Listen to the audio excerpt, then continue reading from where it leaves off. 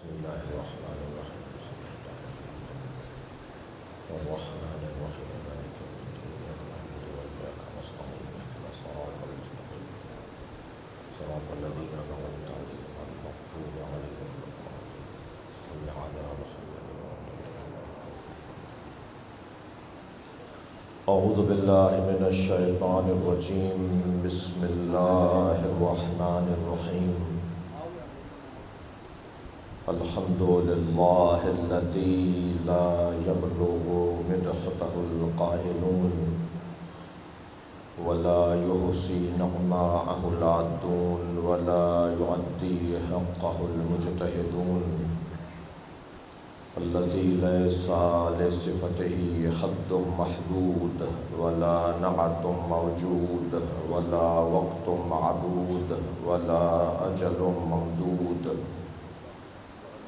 فطر الخلائق بقدرته ونشر الرياح برحمته والصلاة والسلام على الرسول المسدد المصطفى العمجد المحمود الأحمد سيدنا ومولانا ومولى الكونين جد الحسن والحسين عاني أبا القاسم محمد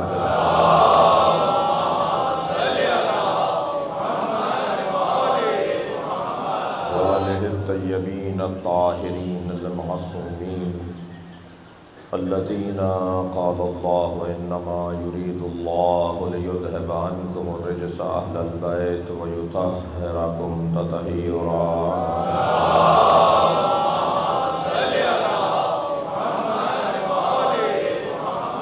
ولعنة الله على أعدائهم أجمعين من يوم عداوتهم إلى قيام يوم الدين أما بعد قال الحكيم في قرآن الكريم بسم الله الرحمن الرحيم وقال ربكم ادعوني أستجب لكم إن الذين يستكبرون عن عبادتي سيدخلون جهنم داخرين صلوات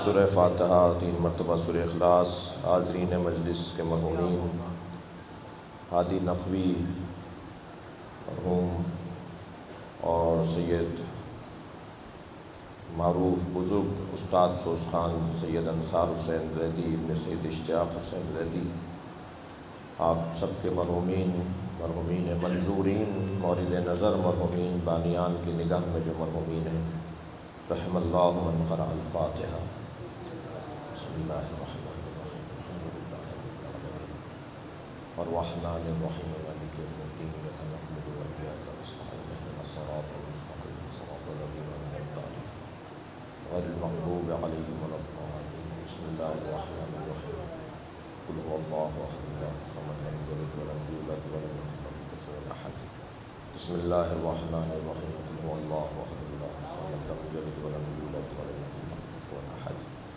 اللهم صل على محمد وعلى محمد بلندر صلوات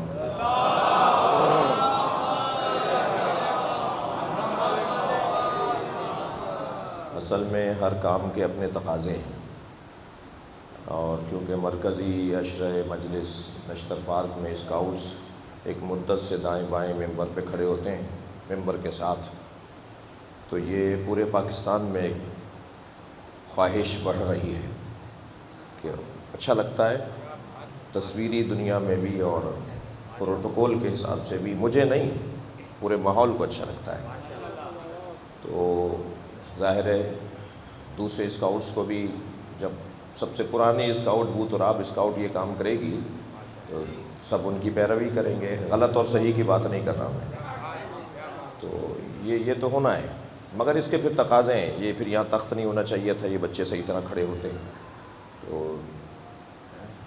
تو برداشت کیجئے، آج تو ان کو کھڑے رہنے دیجئے، اس لیے کہ بڑے چاؤ سے پتہ نہیں کتنی تیاری کی ہوگی انہوں نے جی، ان کو جب بتایا ہوگا، انہیں جب کل بتایا ہوگا کہ کل تمہیں ایسے کھڑے ہونا ہے، تو کیا معلوم رات بھر انہیں نیند ہی نہ آئی ہوگی اس شوق میں، اس جذبے میں، تو مجھے بھی اور آپ کو بھی نفسیات شناس اور مزاج شناس ہونا چاہیے. صلوات پڑھ لیں ذرا محمد والا.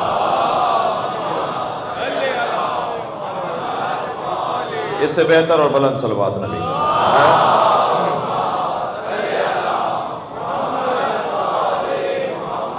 مل کر ایک اور صلوات نبی کی ذات.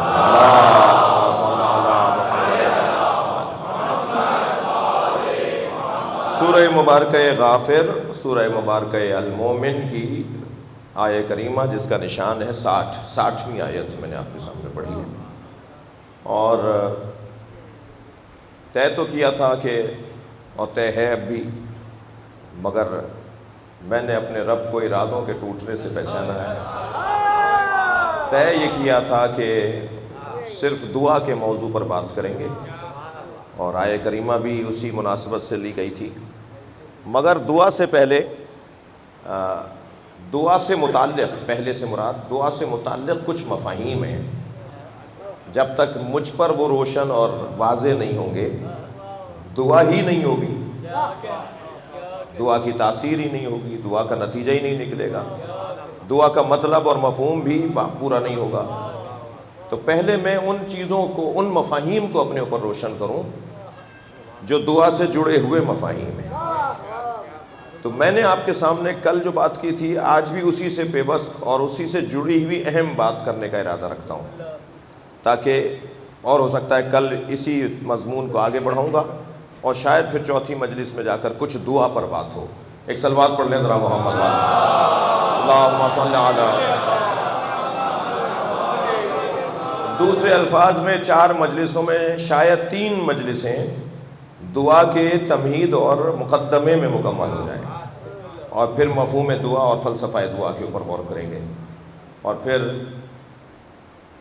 جناب عارف کاظمی صاحب نے اگر آئندہ ہمیں پڑھوایا تو پھر ہم آئندہ سال صحیفہ سجادیہ پر غور کریں، صرف صحیفہ سجادیہ. یعنی جیسے ہم نے نشتر پارک میں پورا اشرار نہج البلاغہ پر پڑھا کہ نہج البلاغہ میں ہے کیا، نہج البلاغہ میں مولا کا پسندیدہ مضمون کون سا ہے.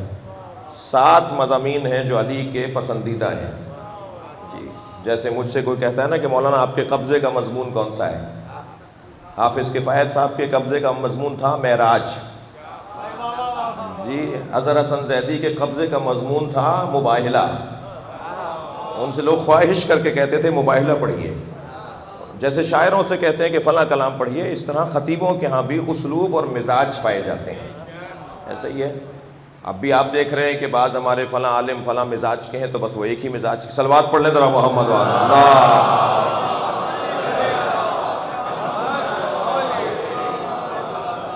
شعر پکار کے بتاتا ہے کہ غالب کا ہے یا انیس کا ہے. اسلوب شناسی ایک مکمل فن ہے ادبیات کے اندر. مصرع پکار کے بتائے گا کہ یہ مصرع ہے کس کا، ادبیات کے اندر ہے. اسی طرح اگر کوئی مولا کی بارگاہ میں ہاتھ جوڑ کے کھڑا اور کہے کہ میں علی کا مزاج سمجھنا چاہتا ہوں، تو علی کا مزاج کیا ہے، بس وہی کچھ مولا نے نہج البلاغہ میں بیان کیا ہے. صلوات پڑھیں گے محمد و آل محمد. جی نہج البلاغہ پہ غور کرنے کی تقریباً شہید استاد مطہری نے اور دیگر نہج البلاغہ شناسی پر جو خطابات کیے ہیں، کتابیں لکھی ہیں، اس میں انہوں نے 7 مضامین کا ذکر کیا ہے کہ مولا علی کے پسندیدہ یہ 7 موضوعات جن پہ علی بولتے ہیں. جب علی بولتے ہیں تو ان میں سے کسی ایک بات کو کسی ایک مضمون پر بولتے ہیں. مثلا بالکل بھی تشنہ نہ رہ جائے بات، مثلا مولا علی جب بولیں گے ان 7 محوروں پر بات کریں گے. علی کی گفتگو ان مضامین کے گرد ہوگی. ان میں سے ایک مضمون ہے دنیا شناسی. علی بتائیں گے کہ دنیا کہتے کسے ہے، اور جو جس چیز کو زیادہ پہچانتا ہے اسی کے بارے میں زیادہ بہتر رائے دیتا ہے. لہذا علی کی دنیا شناسی کی بہتر رائے کو تو ہی تو 3 طلاقیں کہا جاتا ہے. صلوات پڑھیں گے محمد و آل محمد.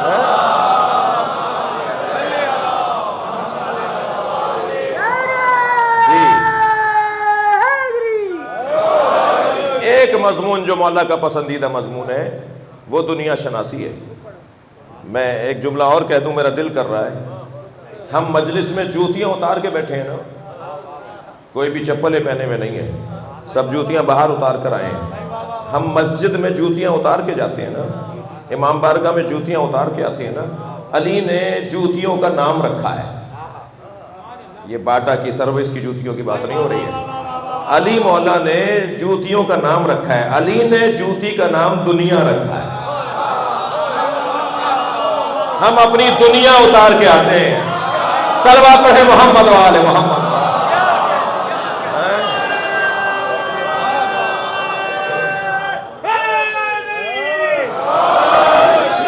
امام بارگاہ اللہم صل علی، ایک پسندیدہ مضمون مولا علی کا۔ اچھا سبحان اللہ کہنے پہ پابندی میں نے تو نہیں لگائی ہے، تو آپ کو ہی ثواب ہوگا، مجھے تو تھوڑا سا سانس لینے کا موقع مل جائے گا۔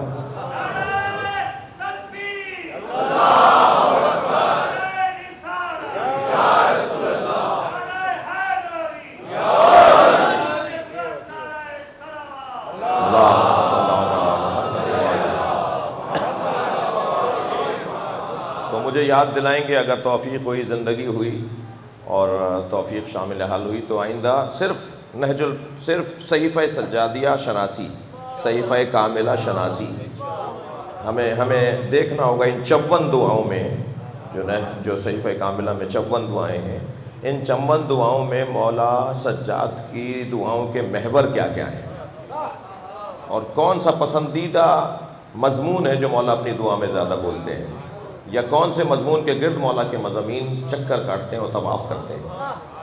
اور پھر صحیفہ کاملہ کی سند کیا ہے، اس پر علمی بحث ہونی چاہیے۔ ہم سے اہل سنت علماء پوچھتے ہیں کہ صحیفہ کاملہ ایک حدیث ہے، ظاہر مولا نے فرمائی ہے، تو اس کے راوی کون ہے، کہاں سے ہوتی ہوئی آئی ہے، اس پر بات ہونی چاہیے۔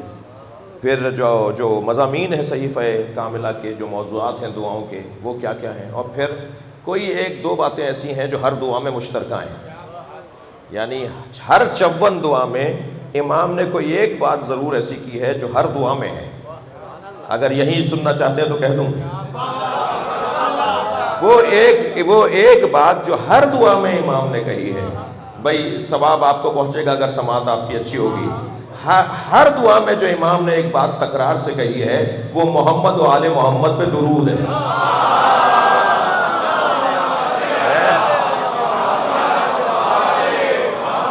بلندر صلوات۔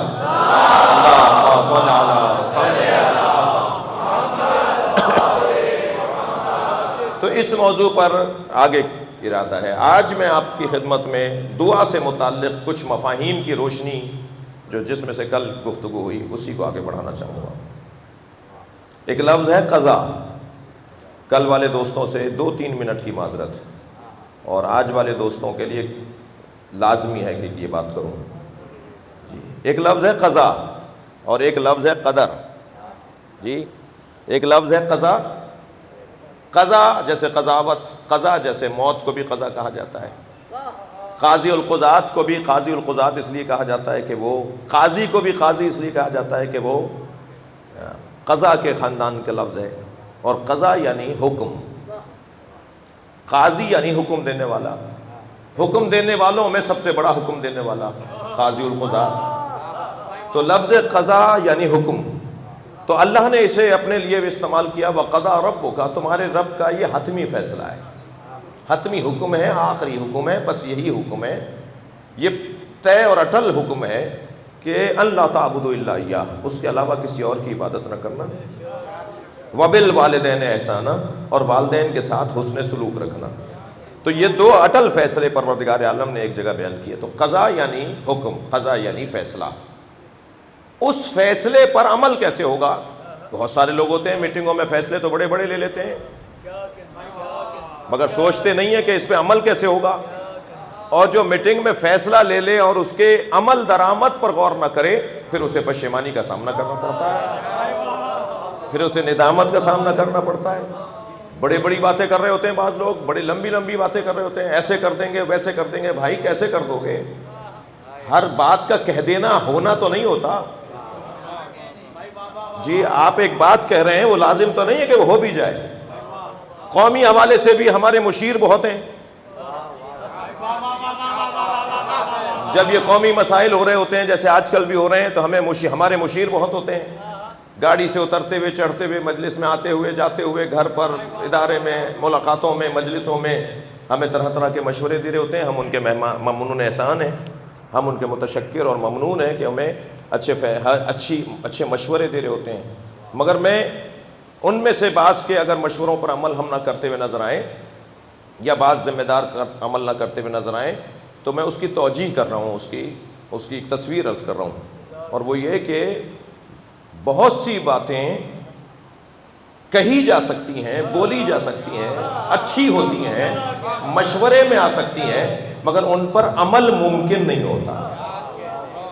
عمل کرتے وقت عامل کو یا اس شخص کو جسے عمل کرنا ہوتا ہے اسے سارے پہلوؤں پر غور کرنا پڑتا ہے. آپ نے ایک 50 آراء کی روشنی میں کوئی ایک فیصلہ لینا ہوتا ہے تو ضروری نہیں ہے کہ جو فیصلہ لے لیا گیا اس پر عمل بھی ممکن ہو.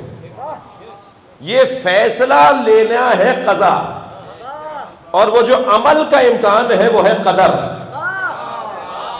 تو قضا اور قدر کا مفہوم یوں روشن ہوتا ہے کہ جو فیصلہ لیا گیا وہ قضا، اور اس فیصلے کو عمل کیسے کیا جائے گا یہ ہے قدر. عزیزان گرامی، قضا کے آگے تو ہم مجبور ہیں، آج کی بحث قضا کے آگے تو ہم مجبور ہیں مگر قدر میں مختار ہیں. بس بحث آج کی یہ ہوگی. صلوات پڑھیں ذرا محمد و آل محمد.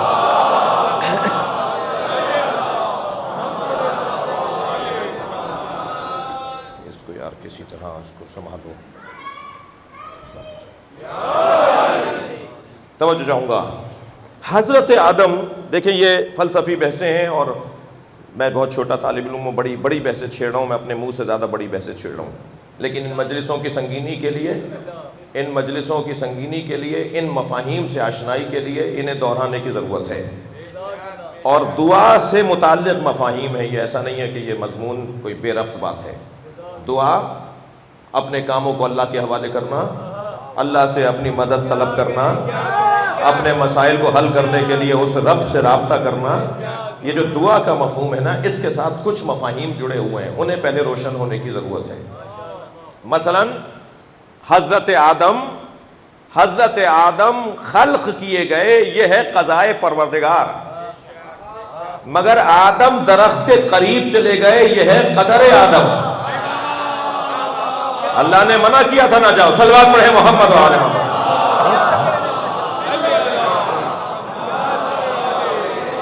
لا تقربا هذه الشجرة، اے آدم اور حوا دونوں اس درخت کے قریب نہ جانا.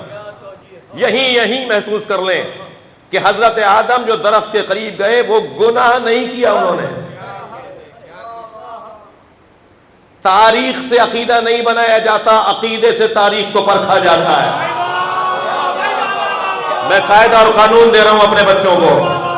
مولانا تاریخ میں یہ لکھا ہوا ہے ہم کیا کریں، مولانا کتابوں میں یہ لکھا ہوا ہے ہم کیا کریں. پہلے قرآن اور حدیث کی روشنی میں عقیدہ بنا لو، پھر خود طے کر لو گے کہ یہ حدیث ضعیف ہے یا حدیث صحیح ہے. اور ہم تو ویسے ہی نہج البلاغہ پڑھنے والے لوگ ہیں، صحیفہ سجادیہ رکھنے والے لوگ ہیں. نہج البلاغہ پڑھنے والا سرخی پڑھ کر نظریہ نہیں بناتا. اخبار پڑھا، اس میں جو سرخی لکھی ہوئی تھی اس کے اوپر نظریہ بنا لیا. ہم سرخیوں پر اپنے نظریے نہیں بناتے، اپنی پالیسیاں سرخیوں پر نہیں بناتے. یاد رہے کہ بہت سی خبریں بڑی کر کے نہیں لکھی جاتی، اخبار کے کسی کونے میں لکھی ہوتی ہیں اور وہ اس دن کے اخبار کی سب سے بڑی خبر ہوتی ہے. میں اخبار شناسی کا بھی ایک جملہ کہہ گیا. اخبار پڑھتے وقت یہ ضروری نہیں ہے جو سب سے بڑی خبر ہو وہی سب سے بڑی خبر ہے. کیا معلوم سب سے بڑی خبر بنا کر آپ کو کہیں اور موڑا جا رہا ہو. اور جو نہج البلاغہ شناس لوگ ہیں وہ ڈھونڈتے ہیں کہ سب سے بڑی خبر کون سی ہے. بس یہی ایک جملہ کہہ دوں، اس وقت کچھ بڑی خبریں بنائی جا رہی ہیں. یاد رہے ہم بڑی خبروں سے متاثر ہونے والے نہیں ہیں، مجلسیں پہلے سے زیادہ شان سے ہوں گی.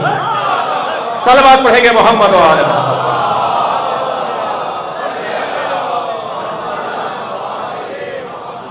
دقت چاہوں گا اب حضرت آدم کے بارے میں یا انبیاء کرام کے بارے میں یہ کہنا کہ انہوں نے معاذ اللہ معصیت کی، گناہ کیا، پہلے طے کریں کہ میرا عقیدہ قرآن اور حدیث اور اہل بیت کی تعلیمات کی روشنی میں کیا ہے. پھر اگر تاریخ میں کچھ لکھا ہے تو اسے کہیں گے روایت، اسے کہیں گے درایت. ہم عقیدوں پر تاریخ کو پرکھیں گے، عقیدوں کی بنیاد پر، اس لیے کہ تاریخ کا راوی ہمیشہ ایک ہوتا ہے. کیا فرق ہے تاریخ میں، اور لفظ بہتر کر لیتا ہوں، کیا فرق ہے تاریخ میں اور سیرت میں؟ ہم سیرت کے پابند ہیں، تاریخ کے پابند نہیں ہیں. بھائی اگر بات روشن ہو رہی ہو تو گردن ہلانے پر پابندی نہیں ہے. مجھے کیا معلوم کہ آپ کو میری بات سمجھ میں آ رہی ہے نہیں آ رہی، تو گردن ہلا دیجیے تھوڑی سی. میں نفسیاتی بات کر رہا ہوں آپ سے. ایک صاحب بڑی ٹک ٹکی باندھ کے ہمیں دیکھ رہے تھے، ہم نے کہا سارے مجمع میں یہی سمجھدار ہیں، اور برابر والے کی کونی لگی تو گر پڑے. ہم نے کہا بھائی کیا ماجرا ہے؟ کہنے لگے یہ آنکھیں کھول کے سو جاتے ہیں. تو خدا کے واسطے گردن ہلاتے رہیے تاکہ مجھے لگے کہ میری بات جا رہی ہے. صلوات پڑھنے ذرا محمد و آل محمد.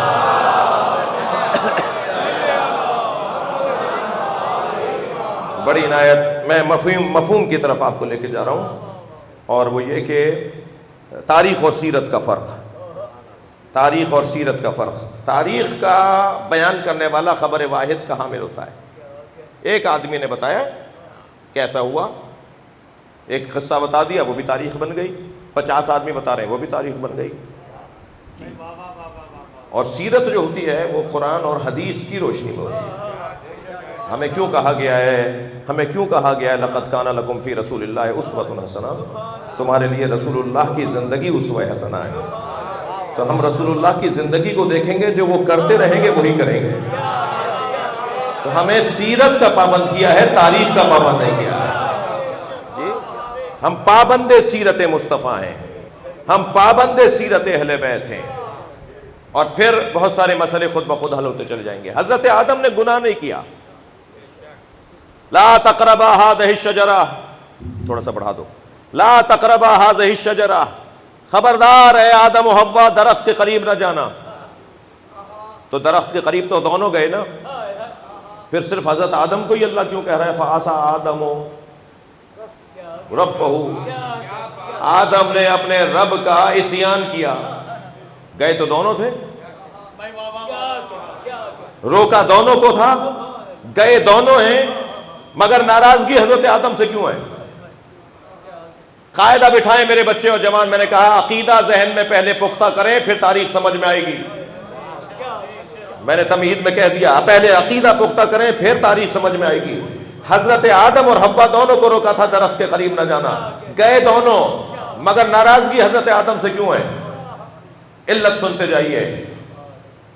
شریعت میں نبی اور امت دونوں برابر ہوتے ہیں. شریعت میں نماز واجب ہوئی ہے تو ایسا نہیں ہے کہ امت پر نماز واجب ہوئی ہے نبی پر نہیں ہوئی.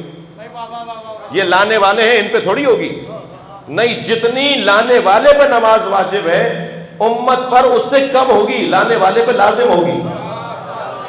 مثلاً ہمارے نبی اگر نماز لے کر آئے ہیں تو ہم پہ تو 17 رکعتیں واجب ہیں، نبی پہ 11 رکعت نماز شب بھی واجب ہے. اصل مطلب یہ ہے کہ امت اور نبی شریعت میں دونوں برابر ہیں حکم الہی میں، اس معنی میں کہ حکم الہی میں دونوں کو نماز پڑھنی ہے. اب اگر برابر ہو جائیں، دوسرے زاویے سے عرض کر رہا ہوں، تو پھر افضل اور مفضول کا فرق کیا رہے گا؟ لہذا وہ جو نبی نماز لے کر آیا ہے وہ 17 رکعتوں کے علاوہ 11 رکعتیں بھی واجب پڑھے گا، لیکن نماز میں دونوں کا حکم ایک ہی ہے. اگر کہا گیا اقیم الصلاۃ تو یہ نہیں کہا گیا مصطفیٰ تم پڑھو. اقیم الصلاۃ کہا گیا تو یہ نہیں کہا گیا امت مصطفیٰ تم پڑھو. نہیں، دونوں پڑھو. جب روکا جا رہا ہے کہ درخت کے قریب نہ جاؤ تو روکا تو دونوں کو گیا تھا نا. ناراضگی ایک سے کیوں ہو رہی ہے؟ ایک سے ناراضگی بتا رہی ہے کہ حکم شرعی نہیں تھا. بھائی صلوات پڑھیں محمد و آل محمد. جی، حکم شرعی نہیں تھا، یہ حکم ارشادی تھا. تھوڑی دیر میرے ساتھ مدرسے میں چلیے. حکم کی پھر 2 قسمیں، امر کی پھر 2 قسمیں. جی، خون جگر لگتا ہے ان مضامین کو ممبر پہ بیان کرنے کے لیے. امر کی 2 قسمیں، امر مولوی اور امر ارشادی. حکم کی 2 قسمیں، حکم مولوی، حکم ارشادی. مولوی سے مراد مولوی نہیں، مولوی سے مراد مولا کا حکم. حکم مولوی یعنی مولا کا حکم. جو حکم مولوی ہوتا ہے وہ شریعت ہوتا ہے، اور جو حکم ارشادی ہوتا ہے وہ شریعت نہیں ہوتا، رہنمائی ہوتی ہے، استخارہ ہوتا ہے، مشورہ ہوتا ہے. یہ جو استخارہ آپ دیکھتے ہیں یہ حکم شرعی تھوڑی ہے. یہ جو آپ استخارہ دکھواتے ہیں یہ حکم شرعی نہیں ہے. کہ اگر کوئی اس کی نافرمانی کر جائے تو کیا گناہ کبیرہ ہے؟ کیا عذاب ہے اس کے لیے؟ یا گناہ صغیرہ ہے؟ نہیں، یہ ارشادی حکم ہے، رہنمائی ہے، مشورہ ہے، استشارہ ہے، استخارہ ہے. جی حکم مولوی شریعت ہے اور حکم ارشادی رہنمائی ہے، مشورہ ہے. شاید بات کسی قابل ہو. ڈاکٹر نے کہا یہ دوائیاں کھائیے اور خبردار ٹھنڈا پانی نہ پیجیے. اب انہوں نے آ کے ٹھنڈے سیب کھا لیے، ٹھنڈے انگور کھا لیے، انہوں نے آ کے ٹھنڈی کھیر کھا لی اور پھر بیمار پڑ گئے، ڈاکٹر کے پاس چلے گئے. ڈاکٹر نے کہا بھئی آپ نے کیا کھایا تھا؟ کہا ٹھنڈی کھیر کھائی تھی. کہا ہم نے منع نہیں کیا تھا ٹھنڈا پانی نہ پیجیے گا. کہا نہیں، آپ نے تو کہا تھا پانی نہ پیجیے گا. آپ نے تو کہا تھا ٹھنڈا پانی نہ پیجیے گا، ہم نے ٹھنڈی کھیر کھائی ہے، ٹھنڈا انگور کھایا ہے. انہوں نے کہا تمہیں سمجھ میں نہیں آتی؟ جب ہم نے کہہ دیا ٹھنڈا پانی نہ پیو تو ہر ٹھنڈی چیز سے روکا تھا نا. یہ ہے حکم ارشادی. اللہ نے جو حضرت آدم اور حوا کو کہا کہ درخت کے قریب نہ جاؤ اور دونوں چلے گئے، تو حضرت حوا سے اللہ ناراض نہیں ہو رہا، حضرت آدم سے ناراض ہو رہا ہے. اس لیے کہ نبی سے حکم ارشادی پر بھی ناراضگی بنتی ہے، امت سے حکم ارشادی پہ ناراضگی نہیں بنتی. صلوات پڑھیں گے محمد و آل محمد.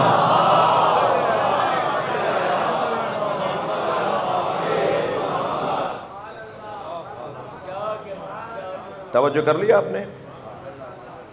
اب یہ حضرت آدم جو درخت کے قریب گئے تو کیونکہ معصوم ہیں، اور معصوم کے شایان شان نہیں کہ وہ اتنی سی بات بھی اور اشارے میں بات کی، رہنمائی کی بات کو بھی تسلیم نہ کرے، اس لیے شایان شان نہ ہونے کی وجہ سے فَعَصَىٰ آدَمُ مِن رَبِّهِ عَصَىٰ آدَمُ رَبَّهُ، آدم نے عصیان کیا. تو عصیان بمعنی گناہ نہیں ہے، عصیان بمعنی عدم اتیان ہے.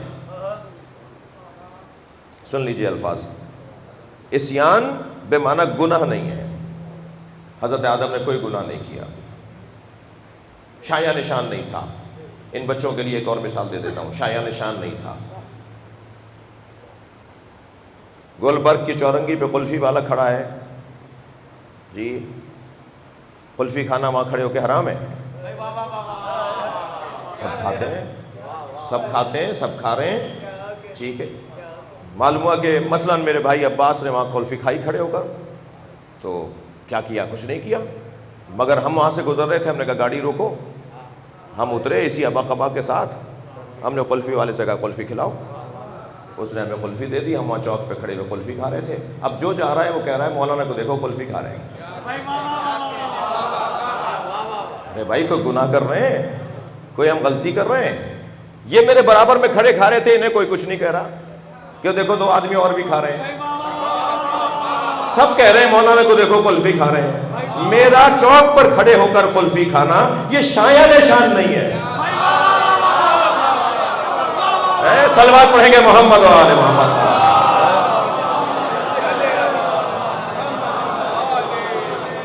شایان شان حضرت آدم نہیں تھا کہ وہ درخت کے قریب جاتے، اور حضرت حوا چلی گئی، انہیں کچھ نہیں کہا جا رہا، انہیں کہا جا رہا ہے. اس کا مطلب یہ ہے کہ مسئلہ شایان شان کا ہے، مسئلہ شریعت کا نہیں ہے. اب حضرت آدم کا بحث ہماری آج کی ہے قضاء و قدر سے جبر و اختیار. قضاء و قدر سے میں سرایت کر رہا ہوں، بحث کو لے جا رہا ہوں جبر و اختیار کے اندر. قضا یہ ہے کہ درخت کے قریب نہ جاؤ، قدر یہ ہے کہ آدم درخت کے قریب چلے گئے. بھئی سلام بھیجیں، درود بھیجیں، جھک جائیں، مر جائیں ان کے نام پر. جب اللہ نے حضرت آدم کو روک دیا تھا کہ درخت کے قریب نہ جاؤ، پھر بھی حضرت آدم چلے گئے، تو شان نبوی یہ ہے شان نبوت یہ ہے کہ یہ شایان شان نہیں تھا، اور جو اپنے وجود پر اتنا قابو پالے کہ جہاں وہ چاہے وہاں جائے، کوئی اور اسے نہ لے جائے، تو یہ کمال قدر ہے کمال قضا کے ساتھ۔ قضائے پروردگار یہ ہے کہ درخت قریب نہ جاؤ، اور قدر آدم یہ تھا کہ وہ درخت قریب چلے گئے۔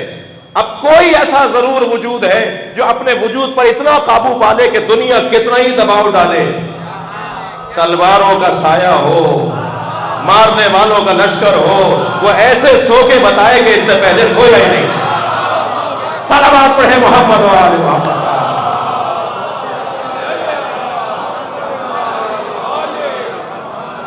وہ سینے پر چڑھ کر اتر کے بتائے،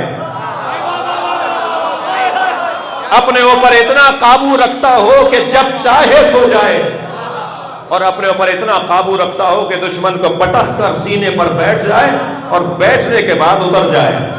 کبھی علی کا سینے سے اتر جانا نظر آتا ہے، کبھی کربلا میں عباس کا پیاسا آنا نظر آتا ہے۔ یہ جو نہر سے پیاسے لوٹے ہیں نا، یہ وہی منظر ہے جو علی سینے سے اترے ہیں۔ صلوات پڑھیں گے محمد و آل محمد۔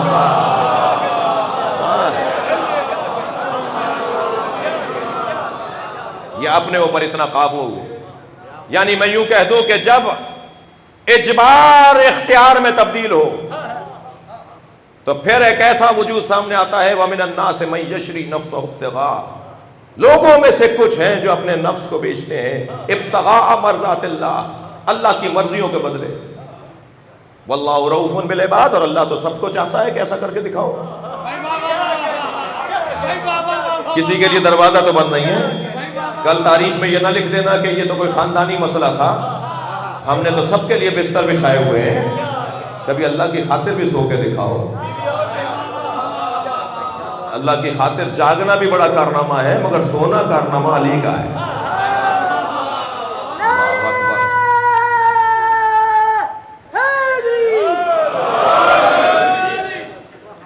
قضائے پروردگار یہ ہے، اور قدر الہیہ یہ ہے۔ قضا کا لفظ اور بہتر روشن ہو سکتا ہے اگر میں اس کے ساتھ ایک اور لفظ جوڑ دوں، اور وہ ہے تکوین۔ قضائے الہی یعنی تکوین کائنات، قدر پروردگار یعنی تشریع کائنات۔ تو ایک لفظ استعمال ہوتا ہے جو قضا سے جڑا ہوا ہے، وہ ہے تکوین، جو قدر سے جڑا ہوا ہے وہ ہے تشریع۔ اللہ نے سب کو مجبور مسلمان بنایا ہے،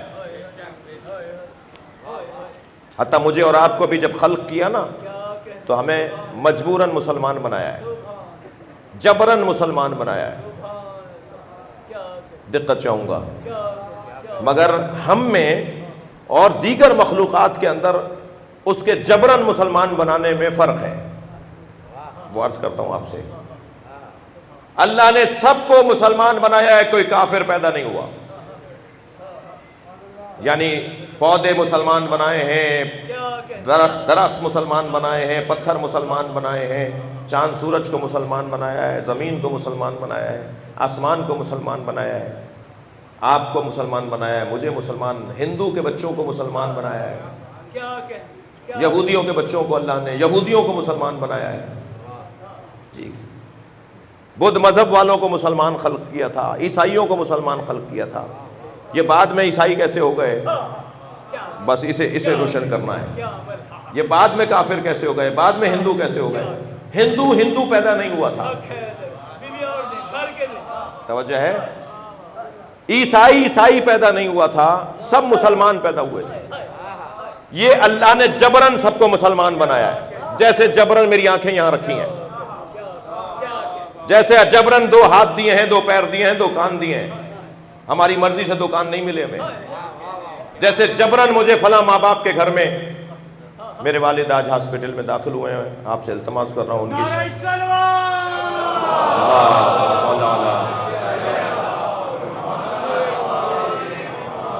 سید عابد حسین حاطف الوری سوز خان شاعر جو ہیں، حاطف الوری صاحب میرے والد گرامی، ان کو گاڑیوں میں داخل کیا گیا ان کی شفا کے لیے اور دیگر مریضوں کی شفا کے لیے صلوات علیہ کرنا۔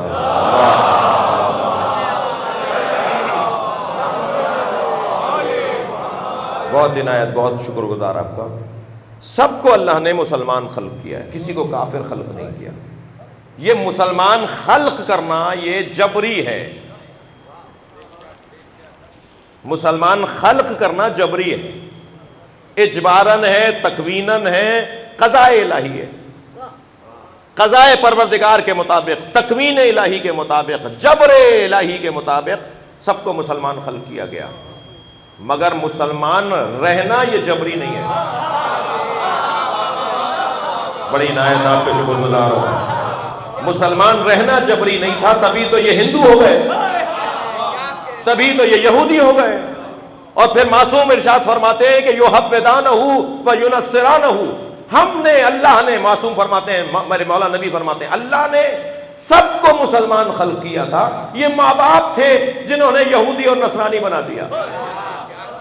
ان کو ان کے ماں باپ نے، ان کو ان کے ماں باپ نے، ان کو ان کے ماں باپ نے۔ جی کہنے لگے نہیں نا، میں تو ہوا ہی یہودی ماں باپ کے گھر میں پیدا ہوں۔ نہیں، ان کو کس نے یہودی کیا؟ کہا ان کے ابا نے یہودی کیا۔ کہیں ایک جگہ سے بگاڑ آیا اور ایک مرتبہ نہر کا پانی رخ موڑنے لگا اور یہ کہیں اور جا کے پھر پہنچ گئے۔ اللہ نے جبرن مسلمان بنایا مگر جبرن مسلمان نہیں رکھا۔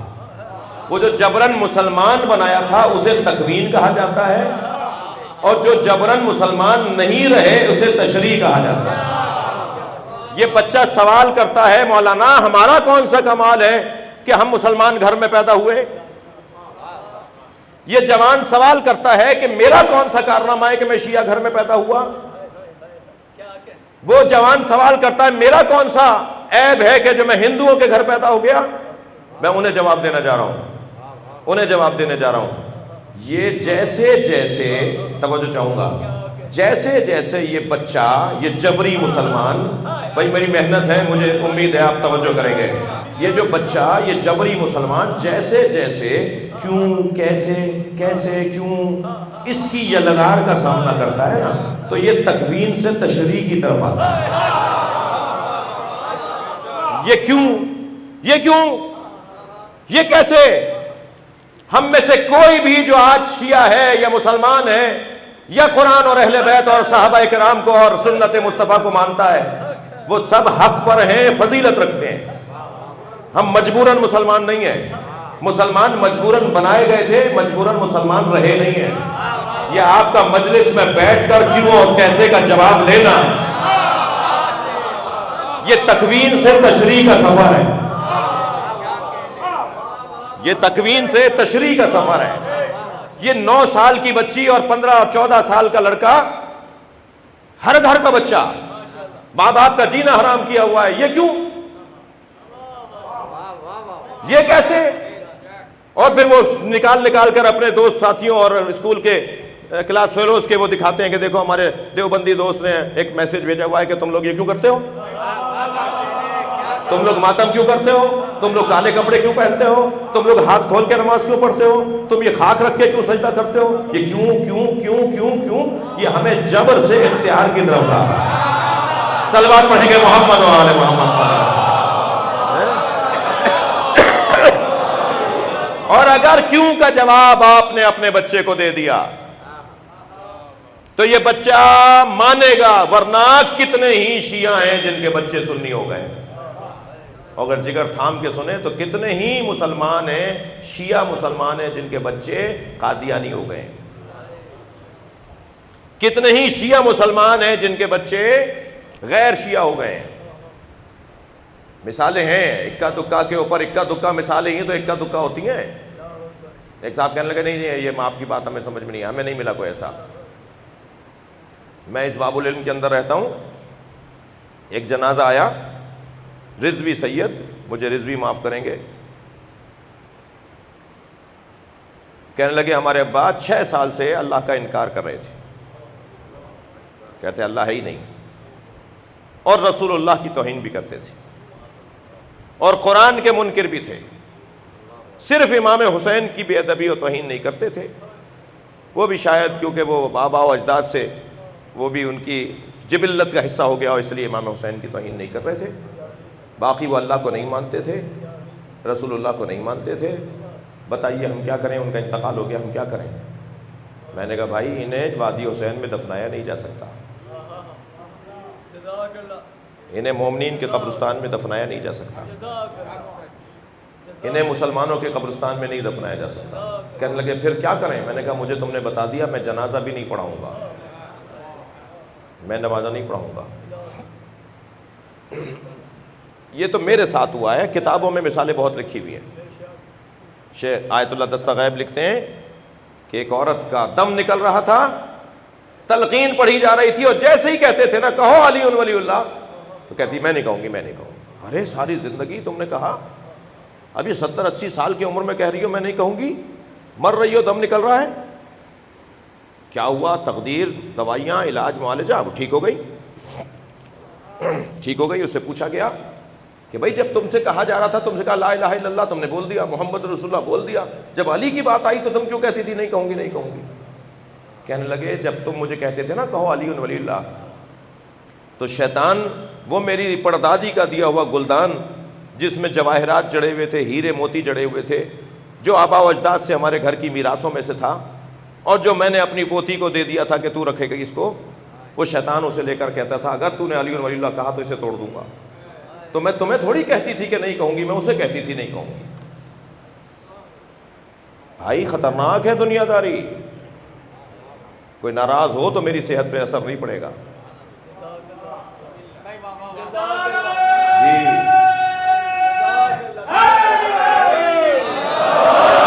یہ حب دنیا, یہ دنیا کی خاطر اقدار پامال کر دینا, یہ پیسے کی خاطر تہذیب کو پامال کر دینا, یہ دولت کی خاطر بھائی کو گالی دے دینا, یہ فلیٹ کی خاطر بھائی پہ مقدمہ کر دینا, یہ حسین قتل کروا دیتا ہے. کربلا میں جو میرے مولا کو مارنے آئے تھے وہ شام والے بھی تھے اور کوفے والے بھی تھے. شام والوں نے کیوں مارا اور کوفے والوں نے کیوں مارا, ایک جملے میں میرے بچے اور جوان سنتے جائیں. شام والے اور کوفے والے دونوں قاتل حسین ہیں, مگر ایک کا محرک کچھ اور تھا, دوسرے کا محرک کچھ اور تھا. کوفے والے حب دنیا کے بیمار تھے اور شام والے بغض علی کے بیمار تھے. یہ حب دنیا اور بغض علی حسین قتل کرواتا ہے. پیسے کی لالچ, کرسی کی لالچ. رو رہے ہوتے تھے بعض لوگ جو چادر اتار رہے تھے, بھائی رو کیوں رہے ہو؟ کہ آپ کی عظمت بہت ہے. پھر اتار کیوں رہے ہو؟ پیسہ ملے گا. خطرناک ہے حب دنیا. اس لیے علی والوں کو مولا علی کا کلام نہج البلاغہ زیادہ سے زیادہ پڑھنا چاہیے. پیسے کا زیادہ ہونا, اچھے بنگلے کا ہونا, کروڑوں روپے کی گاڑی میں بیٹھنا کوئی عیب نہیں ہے, مگر وہ گاڑی تمہیں اسیر نہ کر لے, وہ بنگلہ تمہیں قید نہ کر لے, وہ زمینداری تمہیں اسیر نہ بنا لے. بس اپنے آپ کو قابو میں رکھنا, اپنے اعصاب کو مضبوط رکھنا, اور تہذیب اور اقدار کی خاطر پامالی, اصولوں کی پامالی, تہذیب اور اقدار کی پامالی پیسے کی خاطر نہ کرنا. یہ ہے انسان کا وہ قدر کی طرف سفر, وہ قدر کی طرف سفر. یہ جو بچہ ہمارا, مجھے پانچ ایک منٹ اور فضائل کے باب میں رہنے دیجئے. یہ جو بچہ ہمارا کیوں اور کیسے سوال کرتا ہے نا, یہ در حقیقت تشریح کی طرف جا رہا ہوتا ہے, تکوین سے تشریح کی طرف جا رہا ہوتا ہے. لہٰذا سب با اختیار شیعہ ہیں, سب با اختیار سنی ہیں, سب با اختیار مسلمان ہیں. کسی کو مجبوراً اللہ نے نہیں رکھا, مجبوراً بنایا تھا, مجبوراً رکھا نہیں ہے. آئیے ایک صلوات اور پڑھیں گے محمد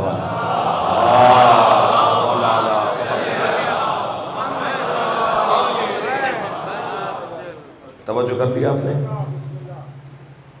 قضاء پروردگار اور قدر الہی, تکوین پروردگار اور تکوین الہی. 5-8 منٹ اور سن لیجیے فضائل کے بعد.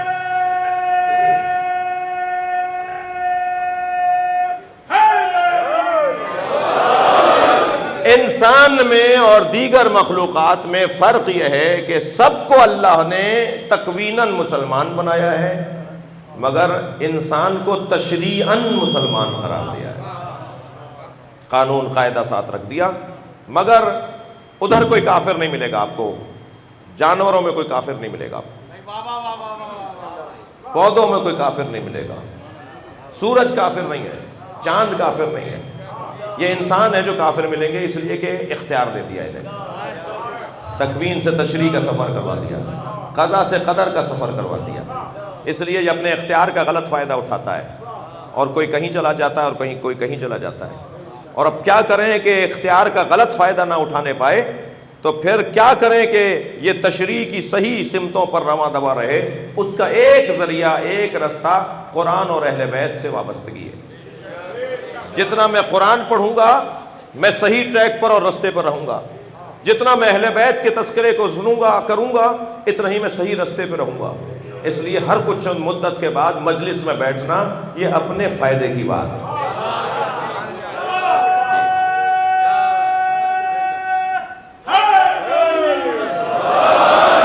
یہ ہمیں صحیح رستے پر رکھنے کے لیے ایک بہترین ذریعہ ہے۔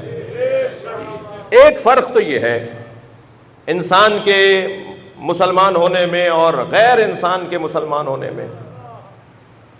دوسرا فرق یہ ہے کہ اللہ نے تمام مخلوقات کو مسلمان خلق کرنے کے بعد تکویناً اور قضاء الہی کے مطابق ان سے افضل مخلوق کے حوالے کر دیا انہیں۔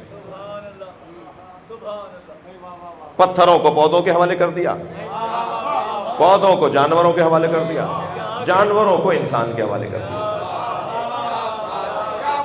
یہ سب کے سب مسلمان ہیں، مجبوراً مسلمان ہیں، تکویناً مسلمان ہیں، قضاء الہی کے مطابق مسلمان ہیں، مگر ہر ایک مخلوق کو جو مسلمان بنایا بالا تر مخلوق کے حوالے کر دیا۔ پتھروں کو رکھ دیا پودوں کی خدمت میں، اسی پتھر سے نکلے گا، اسی زمین سے نکلے گا،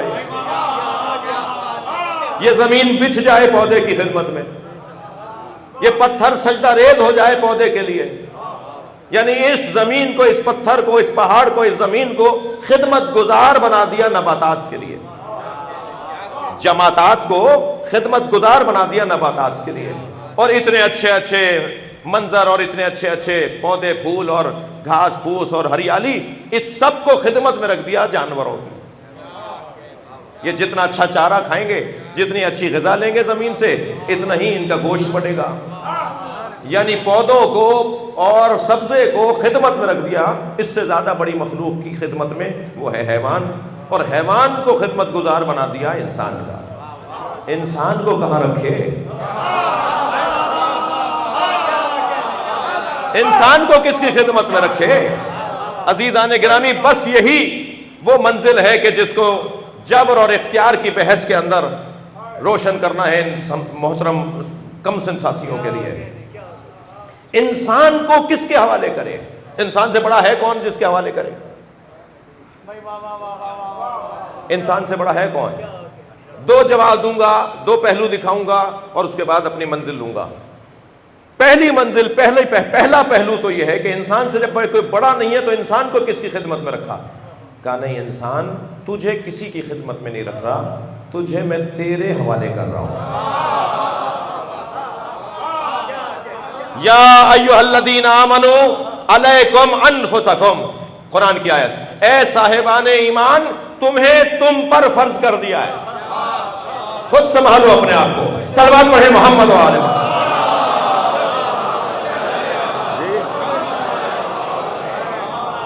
بہت ہو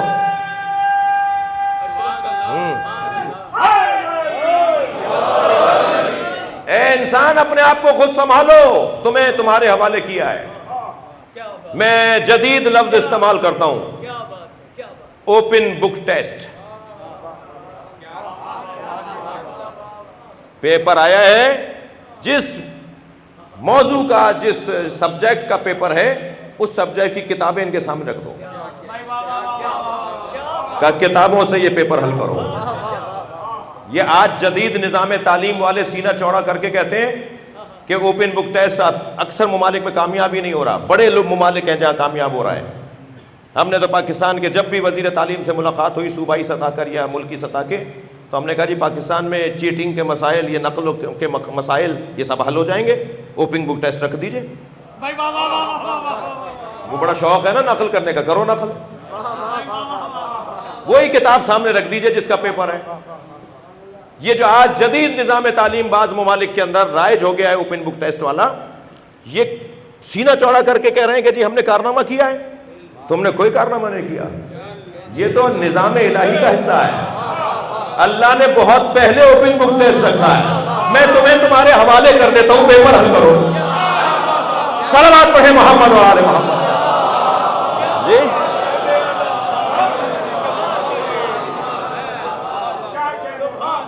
خود انسان کو انسان کے حوالے کر کے پروردگار عالم نے اس جبر کی بحث کو ختم کر دیا. اب تم مجبور نہیں ہو، مختار ہو. میں نے تمہیں مجبوراً پیدا کیا تھا، کیسے رہنا ہے تمہیں تمہارے حوالے کر دیتا ہوں. جیو. ایک تو یہ پہلو ہے. انسان سے بڑا کون ہے کہ جس کے حوالے.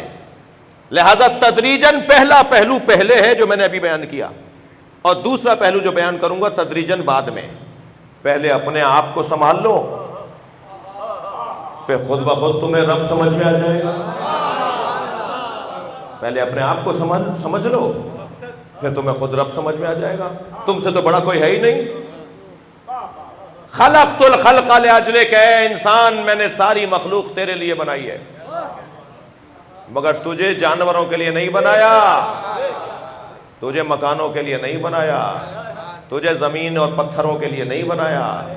تجھے میں نے اللہ اکبر پودوں کے لیے، زمینوں کے لیے، فصلوں کے لیے نہیں بنایا.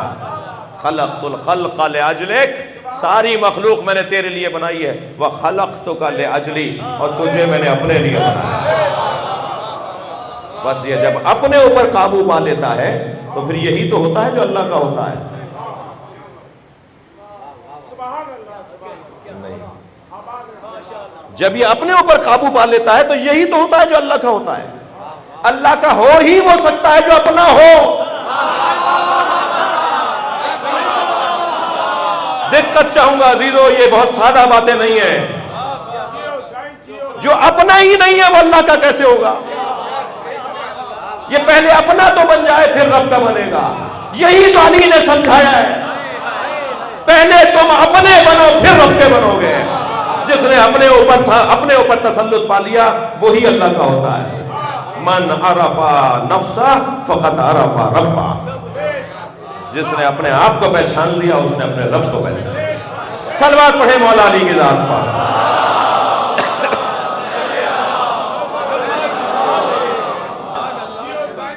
یہ جبر سے اختیار کا سفر، یہ قضا سے قدر کا سفر، یہ عزیزان گرامی مخلوقات سے ذات کا سفر اور ذات سے ذات الہ کا سفر. یہی سفر ہیں جو مسافروں نے کر کے دکھائے ہیں. کوئی آدھے رستے میں اتر گیا کہ اس سے آگے نہیں جایا جا رہا. کوئی چلتی ٹرین سے کود گیا کہ میں تو ان کے ساتھ نہیں بیٹھ سکتا. اور کوئی آخر تک پہنچا. یاد رہے آخر تک پہنچنے والوں کی تعداد کم ہو جاتی ہے. آخری منزل پر اترنے والے بہت کم ہوتے ہیں. اور آخری منزل پر کم ہونا یہ انسانی کمزوریوں میں سے ہے. کربلا میں 72 ہی تو تھے. کتنے کم تھے کہ بعد والے ائمہ نے جب کسی نے کہا کہ آپ حسین کی طرح قیام کیوں نہیں کرتے، تو جانوروں کا ریوڑ گزر رہا تھا. تو میرے معصوم امام نے فرمایا ہے گنو ان کی تعداد کتنی ہے. تو ان کی تعداد 50 کی تعداد تھی. حضرت نے فرمایا اگر اتنے بھی ہمارے سچے چاہنے والے ہوتے تو ہم قیام کر لیتے. بہت مشکل ہے کہ مولا خراسان تو آپ کے چاہنے والوں سے بھرا ہوا ہے. غلام کو آواز دے کر کہا تندور روشن کرو. آگ جب بھڑکنے لگی فرمایا جا کے بیٹھ جاؤ. کہ مولا بتا کر نہیں آیا تھا کہ واپس نہیں آؤں گا. میں واپس کیسے جاؤں گا جب مر جاؤں گا جل جاؤں گا. بتا کر نہیں آیا تھا. پہلے پتا ہوتا تو میں بتا کر آتا. بہانے دیکھیے آپ. حضرت نے فرمایا کوئی بات نہیں، بیٹھے رہو. سامنے سے ایک چاہنے والے نے سلام کرتے ہوئے گزرنا چاہا. حضرت نے فرمایا اللہ اکبر، یہ تندور روشن ہے، بیٹھ جاؤ. اس نے سر پہ لکڑیاں رکھی ہوئی تھیں، وہ پھینکی اور دوڑتا ہوا گیا. تاریخ میں ایک ہی ابراہیم نہیں ملے گا، اور تندور میں جا کے بیٹھ گیا. کچھ دیر کے بعد میرے معصوم امام نے فرمایا چلو اسے دیکھتے ہیں. تو کیا دیکھا؟ آگ بھڑک رہی تھی اور وہ تسبیح پڑھ رہے تھے. آگ نے ان کے اوپر اثر نہیں کیا. مسئلہ یہ آخر تک چلنے کا ہے. کیا کریں کہ ہم آخر تک چلیں؟ آخر تک چلنے کے لیے بار بار مجلسوں میں اسی لیے تو بلایا جاتا ہے. میں سلام پیش کرتا ہوں بانیان مجلس کو، منتظمین مجلس کو، محتممین مجلس سے، منصرمین مجلس کو، کہ جو اہتمام کرتے ہیں، خرچہ کرتے ہیں، آگاہ کرتے ہیں، اطلاع کرتے ہیں، انتظام کرتے ہیں جی. اور اس مجلس کے ذریعے ہم بار بار اس بات کو یاد کرتے ہیں کہ ہمیں آخر تک چلنا ہے. اچھا، آخر کا مسئلہ بھی عمر سے اور سن و سال سے نہیں ہے کہ 90 سال کے ہو گئے تو آخر آنے والا ہے، اور 20 سال کے ہیں تو آخر نہیں آئے گا ابھی. تبھی تو کوئی جوان بھی بیٹھا ہے، کوئی بچہ بیٹھا ہے، کوئی بزرگ بیٹھا ہے. عمر سے تو آخر کا تعلق ہی نہیں ہے. یہ تو قضاء الہی سے اس کا تعلق ہے. آنے میں بھی ہم مختار نہیں تھے، جانے میں بھی ہم مختار نہیں ہیں، مگر کیسے جائیں اس پہ مختار ہیں، کیسے مریں اس پہ مختار ہیں. اس پہ ہم اجبار نہیں، اختیار رکھتے ہیں. ہاں، کربلا میں لوگ بہت کم تھے، مگر ان کم لوگوں نے کیا مثال قائم کی ہے. اور ان کم لوگوں میں عزیزوں بچے بھی ہیں، نوجوان بھی ہیں، اور ایسے ایسے لوگ ہیں جن کے چہرے چاند سے زیادہ حسین تھے، جن کا جمال حضرت یوسف سے زیادہ واضح تھا. اس میں علی اکبر بھی تو ہے نا، اور حضرت علی اکبر تو نبی کی شبیہ ہیں، اور نبی کا چہرہ انور حضرت یوسف سے بہت حسین تھا. خود حضرت یوسف حضرت نبی مکرم کو یاد کرتے تھے حسن و جمال کے لیے. اس کربلا میں ایک وہ قاسم بھی ہے جس کے کٹے ہوئے سر کو ایک ظالم نے دیکھ کر کہا کفل قتل قمر. وہ چہرہ تو دیکھو کتنے چاند کی طرح، چاند جیسا چہرہ ہے جو چمک رہا ہے. اس قافلے میں اون و محمد کے بھی نورانی سے چہرے ہیں، اور آپ رو رہے ہیں عزیزو. میں ایک علی کا ذکر کرنا چاہتا ہوں. اس قافلے میں ایک وہ سر بھی ہے جو ابھی 6 مہینے کا ہے. جناب رباب پر سلام کریں. بڑا جگر تھا اس بی بی کا، بڑا حوصلہ تھا. میں نے کل کی مجلس میں کہا تھا کہ 2 کمائیاں تھیں جناب رباب کے پاس، ایک سکینہ اور ایک علی اصغر. ایک کو زندان شام کے حوالے کر دیا، اب وہ آج بھی بی بی اسیر ہے. جناب سکینہ کی تو اسیری ختم نہیں ہوئی نا. اور ایک کو امام حسین کی گود میں لا کے دے دیا. جب مولا نے آواز بلند کی کوئی ہے جو میری مدد کرے، تو دشمن میں سے تو کوئی مدد نہیں کرتا تھا، مگر خیمے سے رونے کی آوازیں آئیں. تو امام پلٹ کر آئے اور کہا بہن زینب ابھی حسین زندہ ہے.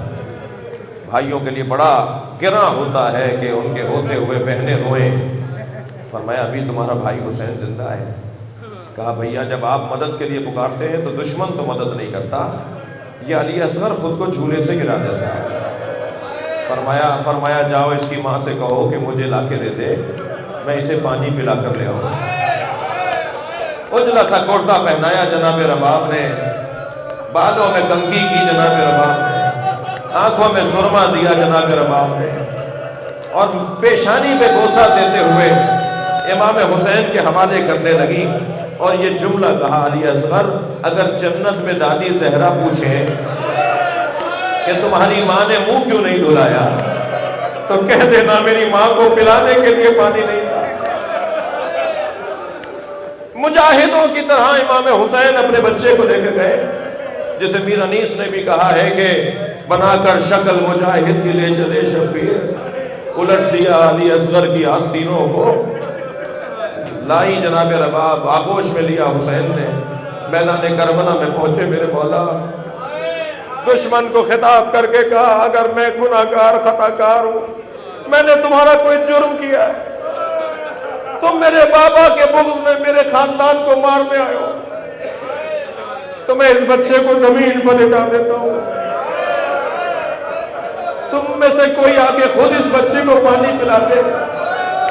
یہ کہنے کے بعد امام نے علی اصغر کو تشبیہ دی ہے۔ مجھ سے ایک بچہ ایک جوان کہنے لگا مولانا ہمارے خاندان میں محرم میں مچھلی نہیں کھائی جاتی، خاص طور پہ پہلے 10 دنوں میں مچھلی نہیں تلی جاتی، کوئی شرعی مسئلہ ہے؟ ہماری دادی روکتی ہیں، ہماری اماں ناراض ہوتی ہیں، حکم شرعی کیا ہے؟ شریعت میں مچھلی حرام ہے یا حلال؟ میں نے کہا جیسے تمہاری دادی کہتی ہے ایسا کرو، تمہاری اماں جیسا کہہ رہی ہیں ایسا کرو۔ کہنے لگے کیا مطلب ہے، حرام ہے یا حلال؟ میں نے کہا حلال ضرور ہے، مگر شاید ہمارے بڑوں نے محرم میں مچھلی اس لیے روک دی کہ حسین مولا نے علی اصغر کے تڑپنے کو، اجر و کمال اللہ، اجر و کمال اللہ، جو رونا چاہتے ہیں اپنی آوازوں کو بلند کریں گے۔ امام نے آواز دے کر کہا اما ترونا کیفا یتلطا، پانی آ کر پلا دو، دیکھ نہیں رہے ہو یہ کیسا کیسے یتلطا؟ یتلذا کا جملہ عربی زبان میں مچھلی کی ایک خاص کیفیت کو کہا جاتا ہے۔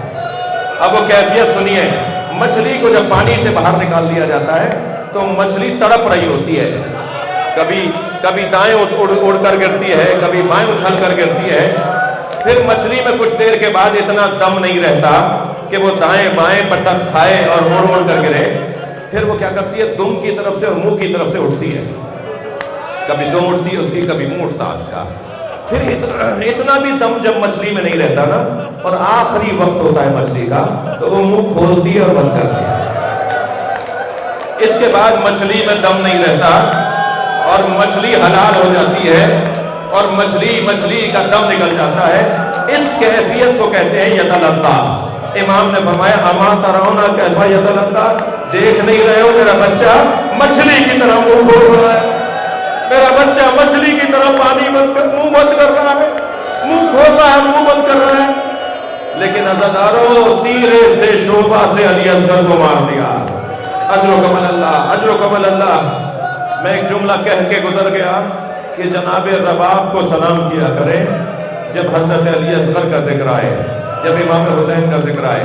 میرے ایک ہندوستان کے دوست مجھ سے کہنے لگے، بنارس انڈیا کے رہنے والے، کہ ان کے امام بارگاہ سے ان کے علاقے سے تعزیے کا جلوس نکل کر کربلا میں جا کے ختم ہوتا ہے، کہنے لگے عاشور کے دن تعزیہ نکلا اور جلوس روٹ پہ چلنے لگا، ہم چند لوگوں نے طے کیا کہ ذرا آگے چلتے ہیں تاکہ انتظامات کو دیکھ سکیں۔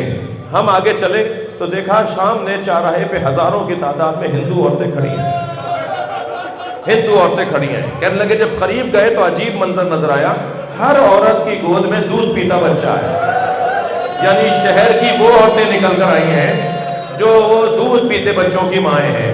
کہنے لگے ہم جب قریب سے گزرے تو ایک عورت کی آواز آئی، بھائی مسلمان لگتے ہو؟ میں نے کہا ہاں مسلمان ہیں۔ کہنے لگے بتاؤ بابا حسین کا جلوس کب آئے گا؟ تو کہنے لگے میں نے ان سے کہا تمہیں بابا حسین کے جلوس کا کیا انتظار ہے؟ کہنے لگے تمہیں نہیں پتا آج حسین کا بچہ بھوکا مارا گیا، ہم آج اپنے بچوں کو دودھ نہیں پلاتے جب تک تعزیہ دفنا نہ دیا جائے۔ سلام ہو جناب رباب پر، اپنے شیر خوار بچے کے گلے میں تیر دیکھا تو ننھے لبوں پہ لب رکھ دیے اور ایک جملہ کہا، یا بنیا اب مثلوں کا ینہر، اے میرے لال کیا تو جیسے بھی نہر کیے جاتے ہیں؟ بہت رو لیے، مجلس ہو گئی، ایک منزل اور لے لیجئے۔ جب گئی ہے نا جناب رباب کربلا چھوڑ کر گئی ہیں تو امام حسین کا لاشا دھوپ میں تھا اور علی اصغر کا سر نیزے میں تھا، تو امام حسین کے لاشے سے وعدہ کیا تھا جب تک زندہ رہوں گی کبھی سائے میں نہیں بیٹھوں۔ اجر و کمال اللہ، اجر و کمال اللہ، تھکے نہیں جنہیں رونا آ رہا ہے۔ جب آپ بلند آواز سے روتے ہیں امام صادق دعا دیتے ہیں،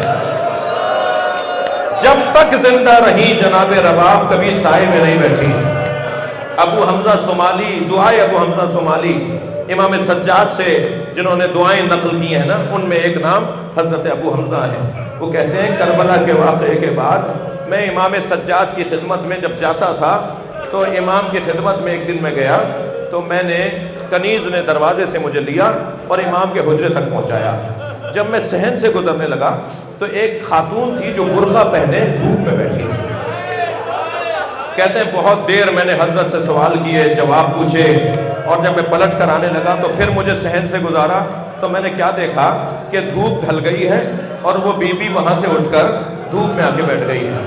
جہاں پہلے بیٹھی تھی وہاں سایہ آ گیا، اب وہ آ کر دھوپ میں بیٹھ گئی ہے۔ تو ابو حمزہ کہتے ہیں میں کھڑا ہو گیا، امام کی آواز آئی ابو حمزہ کیوں رک گئے ہو، کیوں نہیں جا رہے ہو؟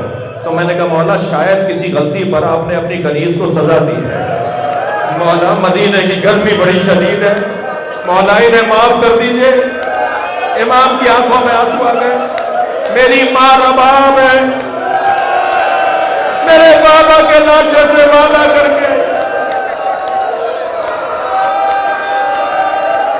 اللہ لعنت اللہ علی قوم الظالمین وسيعلم الذین ظلموا أي منقلب ينقلبون۔